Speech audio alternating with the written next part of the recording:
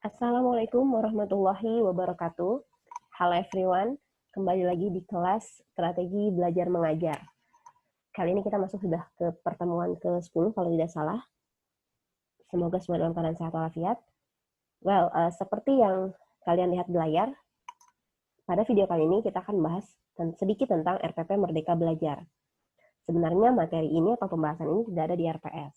Namun karena kita harus responsif dengan perkembangan pendidikan di Indonesia khususnya, dan beberapa waktu terakhir dalam Kementerian Pendidikan dan Kebudayaan meluncurkan satu kebijakan baru, maka rasanya pas untuk kita jadikan satu bahasan tambahan dalam perkuliahan kita. Kenapa? Karena mata kuliah kita strategi belajar mengajar yang sangat bersinggungan langsung dengan kegiatan atau proses kegiatan belajar mengajar di kelas. Dan RPP Merdeka Belajar ini adalah salah satu elemen yang digunakan dalam pelaksanaan kegiatan belajar mengajar di kelas. Jadi rasanya sebagai calon guru atau sebagai mahasiswa pendidikan, wajib hukumnya kita mengenal apa sih RPP Merdeka Belajar.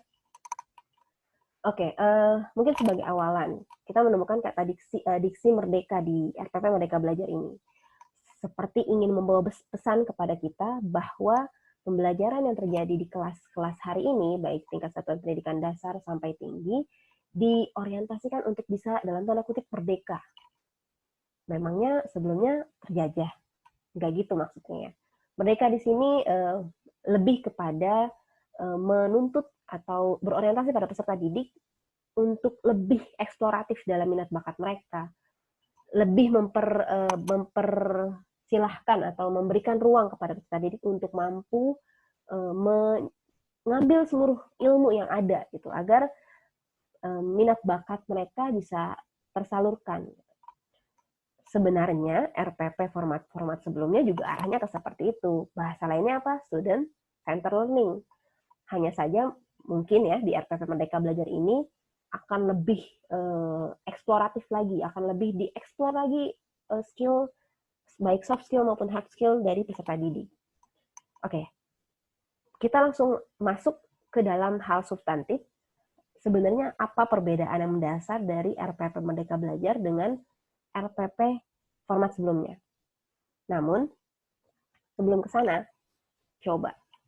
Masih ingatkah kalian apa itu RPP?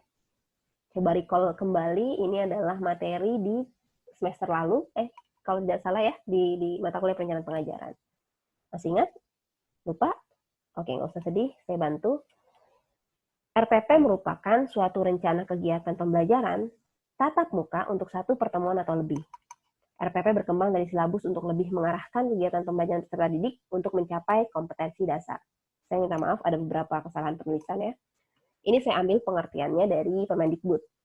Jadi memang RPP adalah komponen penting yang wajib dikuasai oleh guru sebelum, saat, dan sesudah menyelenggarakan kegiatan pembelajaran di kelas.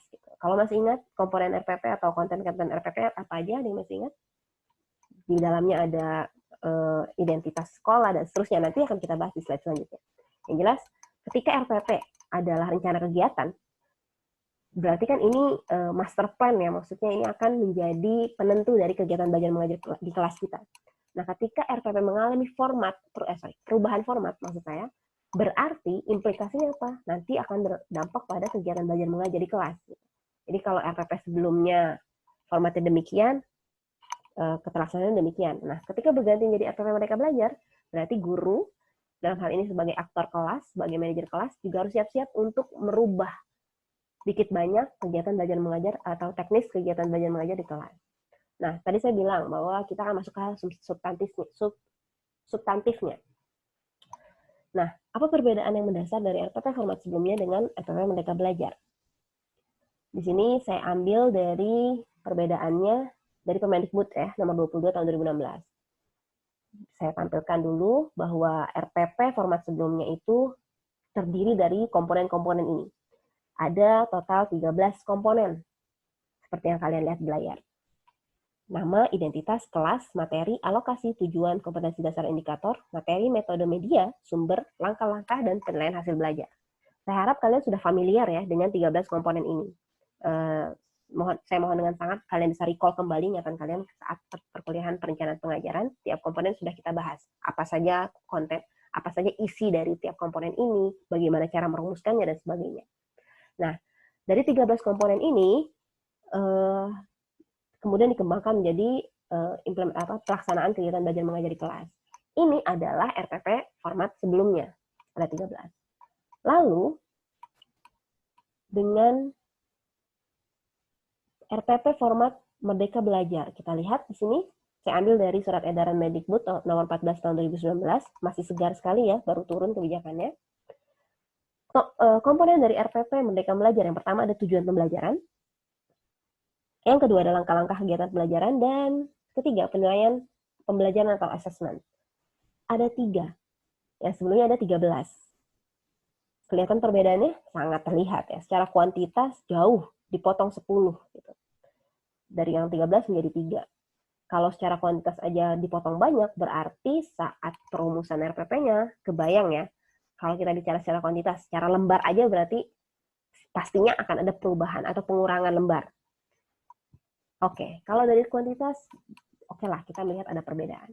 Tapi kalau kita mau menelisik lebih jauh lagi, kalau kita mau melihat item per item, ternyata nggak terlalu banyak berubah kok.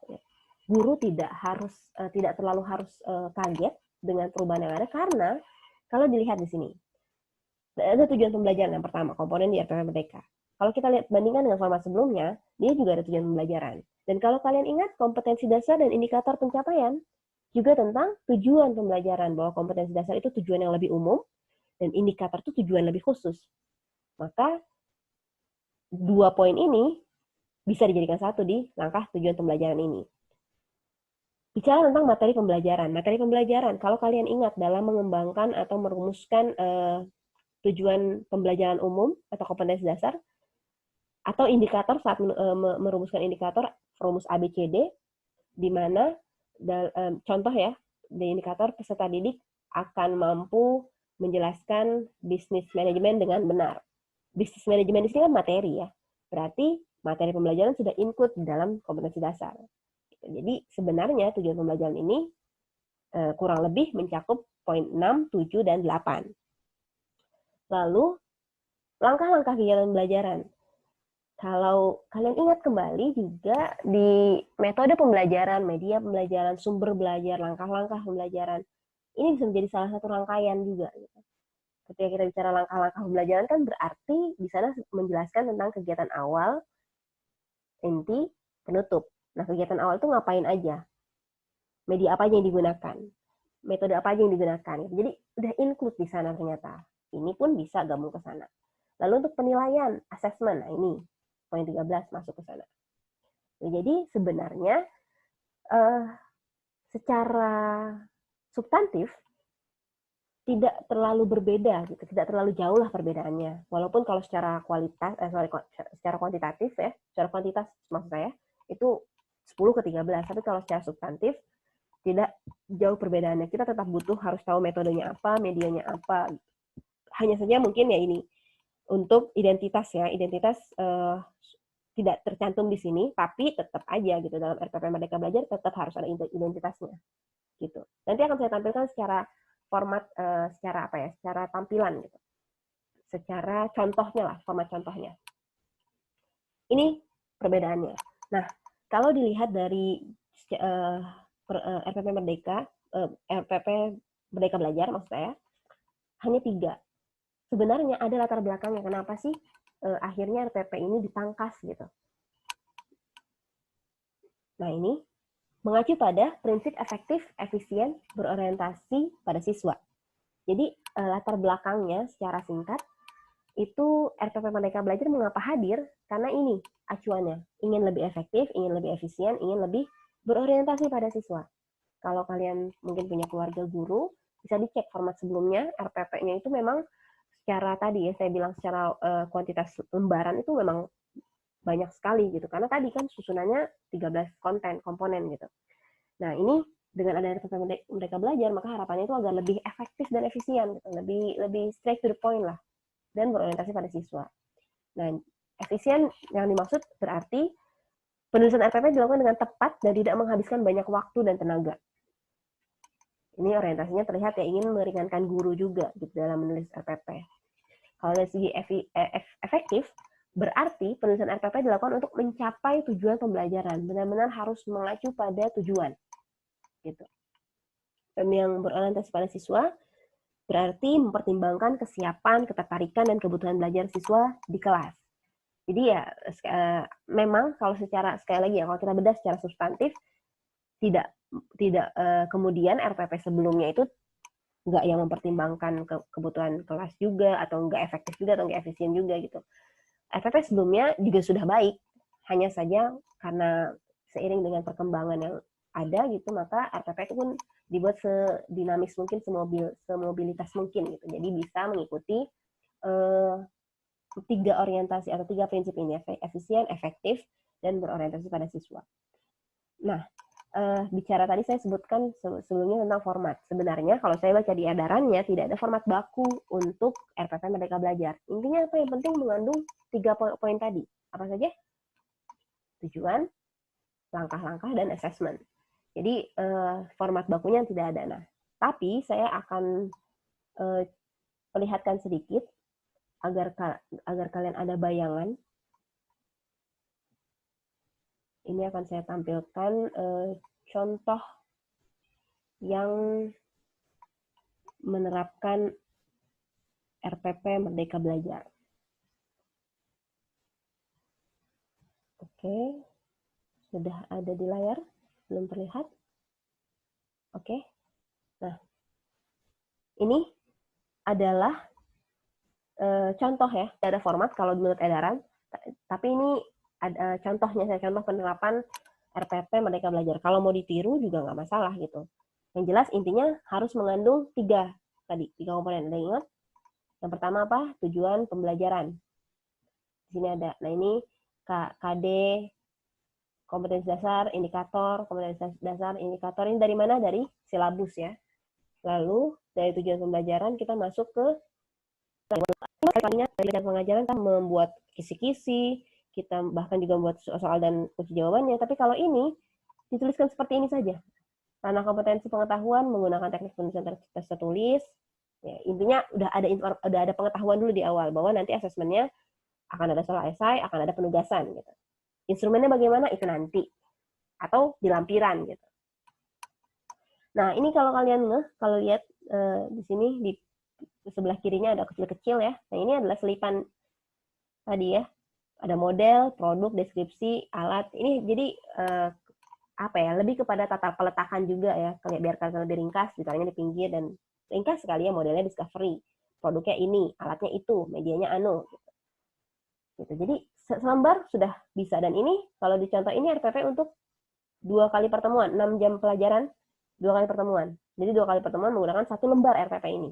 Apakah bisa? Bisa. Yang penting apa tadi? Mengandung tujuan, langkah-langkah, dan assessment. Gitu. Tapi sekali lagi diingatkan bahwa ini bukan format baku. Bisa diikuti, tapi ini bukan format baku. Saya juga mengambil contoh dari yang lainnya. Sebentar saya share.